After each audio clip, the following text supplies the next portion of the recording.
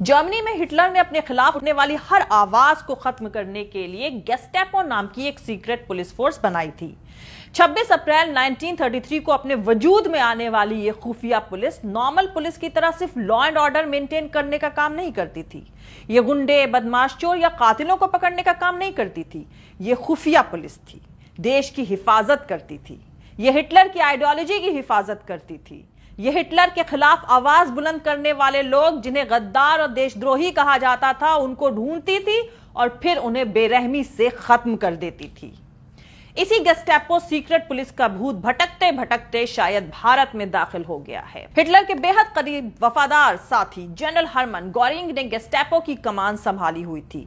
इस फोर्स को इतनी ताकत दी गई थी कि वो बगैर वारंट, बगैर मजिस्ट्रेट के ऑर्डर के किसी को भी गिरफ्तार कर सकती थी, जब चाहे किसी भी वक्त किसी को उठा सकती थी। और इस फोर्स को यह हुक्म भी दिया गया था कि हिटलर की हुकूमत के खिलाफ मुंह खोलने वाले हर शख्स की जासूसी और जांच करने के साथ साथ उन पर सिविल सैंक्शंस भी लगाया जाए।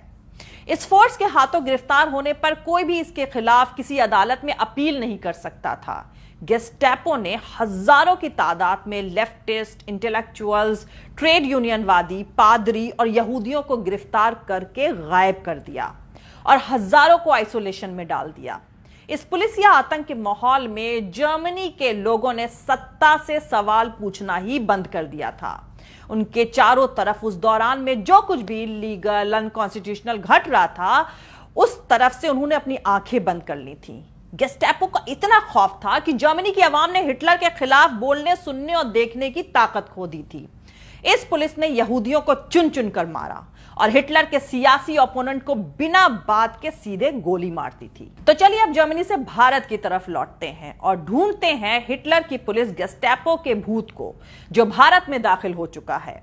फिलहाल गेस्टापो के भूत ने अपना ठिकाना उत्तर प्रदेश में बनाया है। मतलब आप कह सकते हैं कि इसकी टेस्टिंग लेबोरेटरी योगी का उत्तर प्रदेश है। वहां इसकी लेबोरेटरी खोली गई है और इस फोर्स का नाम है Uttar Pradesh special security force, UPSSF. जाहिर सी बात है, अगर उत्तर प्रदेश में बीजेपी इस फोर्स के जरिए अपने सियासी मकसद में कामयाबी हासिल करती है, तो पूरे मुल्क में भी इसी मंसूबे के तहत भाजपा अपना कदम आगे बढ़ाएगी।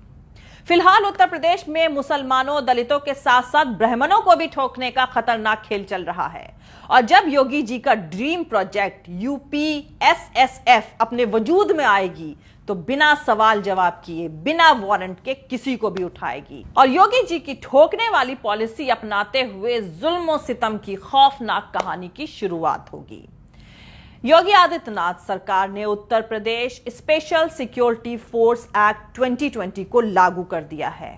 इसके तहत Uttar Pradesh special security force UPSSF को बिल्ड किया गया है, उसको बनाया गया है। उत्तर प्रदेश सरकार की तरफ से रविवार यानी बीते संडे देर रात को कहा गया है कि उत्तर प्रदेश एसएसएफ मुख्यमंत्री योगी आदित्यनाथ का ड्रीम प्रोजेक्ट है। योगी जी के इस ड्रीम प्रोजेक्ट की सबसे अहम बात यह है कि इस फोर्स के पास वारंट के बिना ही तलाशी लेने का हक होगा और इस फोर्स का कोई भी मेंबर किसी मजिस्ट्रेट के ऑर्डर और किसी वारंट के बिना ही किसी भी इंसान को गिरफ्तार कर सकता है। मतलब इसके सिपाही बिना वारंट के आपके घर में घुस सकते हैं और आपको गिरफ्तार कर सकते हैं।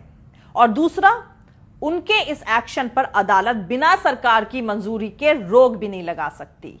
तीसरा, इन्हें पेमेंट देकर कोई भी प्राइवेट उद्योगपति यानी इंडस्ट्रियलिस्ट भी इस फोर्स का इस्तेमाल कर सकता है। मतलब अब इंडस्ट्रियलिस्ट मजदूर नेताओं और जमीन ना देने वाले किसानों के घर में इस फोर्स को भेज सकते हैं और उन्हें गिरफ्तार करवा सकते हैं। और इन बेचारे किसान और मजदूरों को बचाने के लिए अदालत बीच में नहीं आएगी। इसके अधिकार यानी इसके राइट्स कानून से भी ऊपर होंगे, क्योंकि अदालत भी सरकार की इजाजत के बगैर एसएसएफ यानी Uttar Pradesh special security force की किसी भी प्रोसीडिंग में इंटरफेयर नहीं कर सकेगी।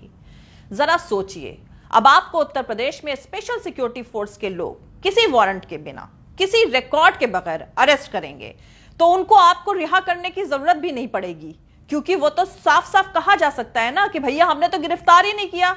बस यही एक लाइन कहकर वो तो फ्री हो जाएंगे। ना कोई सवाल पूछेगा, ना कोई जवाब मिलेगा।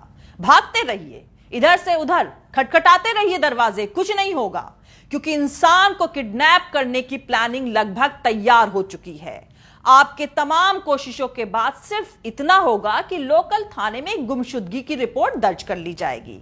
जाहिर सी बात है, हुकूमत के इशारे पर गलती से भी पकड़ लिए गए लोगों को जिंदा रिहा करने की कोई कंपल्शन, कोई प्रेशर नहीं होगा। और शुरू में इस तरीके से गिरफ्तार किए गए लोगों में सबसे ज्यादा मुसलमान और दलित होंगे। मुसलमान पहले निशाने पर इसलिए होंगे क्योंकि दाढ़ी बढ़ा रहे मुखिया तो पहले ही कह चुके हैं कि गद्दारों को उनके कपड़ों से पहचाना जा सकता है। तो दोस्तों, योगी जी के इस ड्रीम प्रोजेक्ट के तहत उत्तर प्रदेश में जो नई पुलिस फोर्स बनाई जा रही है, वो एक सियासी मकसद हासिल करने का भाजपा का एक छोटा सा एक्सपेरिमेंट है। अगर भाजपा इसमें कामयाब होती है तो देश में आने वाले वक्त में बहुत कुछ बदलने वाला है।